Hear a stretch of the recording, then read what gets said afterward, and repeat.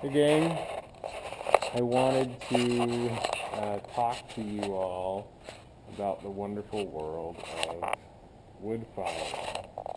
So this is our smaller single chamber wood fire kiln that we have at Kirkwood, and the stacking space right behind me is about 24 cubic feet. So as we load work, we'll have kiln shelves and posts and build our way up to the top and fill in the kiln. As you can see, there are some really lovely colors in the inside of this kiln, from ash melting, turning into a glaze, and same with the bricks on the archway too. So over time, ash can eat a kiln. For right now, our kiln is still pretty young, and we get some really beautiful results from the firing. I've staged some pieces that I'll talk about that in just a little bit, but how this kiln works is we have our stoke door here, and this is where we'll load the work into.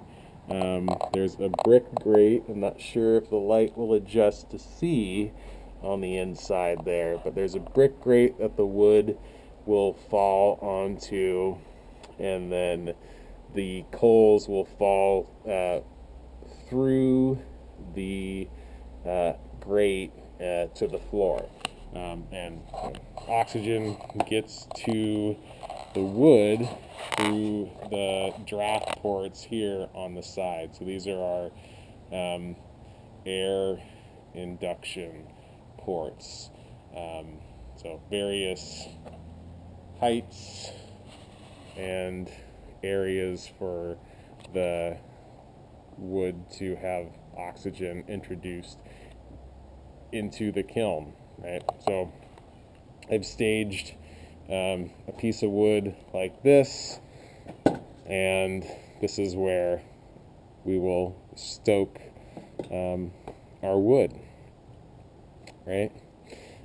This is our door that we'll piece in with bricks, and that will fill up the space that you can see right here, going all the way up to the archway. So as the firing progresses over 30 hours, we'll stoke the wood here, it'll burn, and then the flame path is split up with this bag wall system in place, right? So this is what's called the firebox. Stoking through this door. This is the bag wall, and then the work will be stacked here. So with the flame moving through the kiln, there's a couple of different currents that happen. There's a current that comes right across the floor. There's a current that the flame moves up and follows the archway and then works down the back of the pots and through. And then there's a more neutral current that is pulled through the center of the work here that's really quiet. And then all the flame will move through these flue ports and then out the chimney on top. So during firing, it's pretty common for us to get a lot of smoke out of the chimney stack and flame by the end, which is really exciting. The first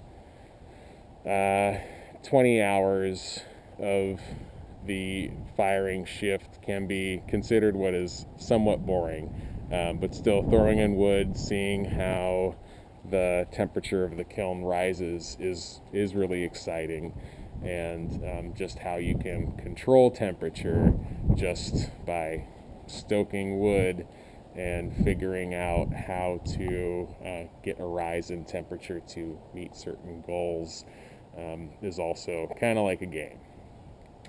When the kiln gets around past 20 hours to finishing around at 30 or sometimes 36, the kiln is hot, it's eating a lot of wood, it sounds like a locomotive engine at times, and so just some things to consider. So talking about the work and what comes out of the work, or what comes out of the kiln. So we have a couple of these pieces here. These were this bowl was not fired in this kiln, but to illustrate the effects of wood firing, this bowl was fired in a 5-day firing on top of another cup, as positioned here. The bowl is totally unglazed. This is all from wood ash, and the coloration is from oxygen and reduction cycles. So this purple and gray comes from a combination of wood ash, carbon being burned off from the wood, and temperature. So it also creates a lovely pattern and design. So I have a textured surface on this bowl, and what that cup did during firing was protect that area. So I get this huge contrast between glazed ash surface and bare clay that blushed and flashed to a lovely orangish red color. So these points right here, these 6 points, are wad balls, and we have to use these wad balls to keep from the work from sticking, because as you can see, this is really high gloss. It turns into a glaze. It would stick on top of each other if I did not have that piece wadded. Okay, so talking about this piece for now is I want to illustrate the different sides and how it's affected. Since we have the main firebox over here, all that flame and ash is going to rush through the bag wall and then affect the surface of this clay here. So this is the main, I can turn this, this is the main face where a lot of ash and flame and temperature affect the surface. So this is really high gloss area, and then as you move around the piece, like flame would come around here, and it's still rather high temperature, it would just bring out different colors. So with more ash hitting the piece over here, you're getting a more milder effect as the flame wraps around the piece here. So thinking of how water moves around rocks in a river is exactly what the current is of our flame path. And then back on this side, this is really quiet, and an eddy of flame is created here, and so this is more protected.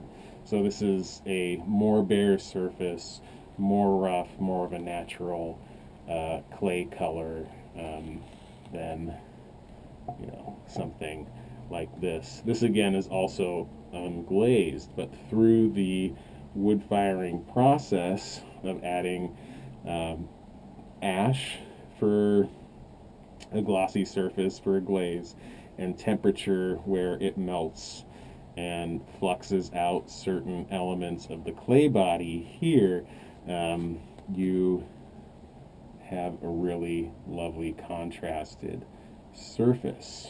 Okay, so things to think about when we begin wood firing. If there are any questions, send me an email. We'll have plenty of room for people to participate in these types of firings. So putting in work, signing up for shifts, organizing wood, and the occasional splitting. Doesn't always happen. But we will see you all soon. All right.